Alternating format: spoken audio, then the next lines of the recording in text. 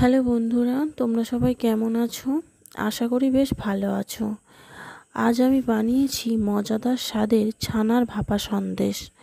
তো চলো কিভাবে বানালাম তা তোমাদের কাছে শেয়ার করি।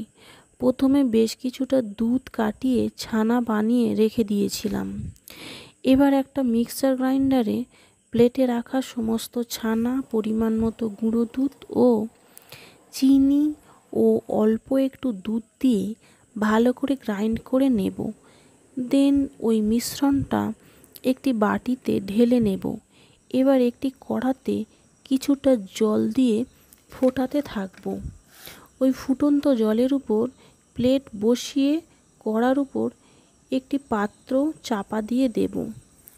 প্রায় 15 মিনিট বাদে ঢাকনা খুলে দেখব আমার ভাপা সন্দেশ খুব সুন্দরভাবে তৈরি হয়ে গিয়েছে। সুন্দরভাবে জমে স্পঞ্জি ভাব চলে এসছে।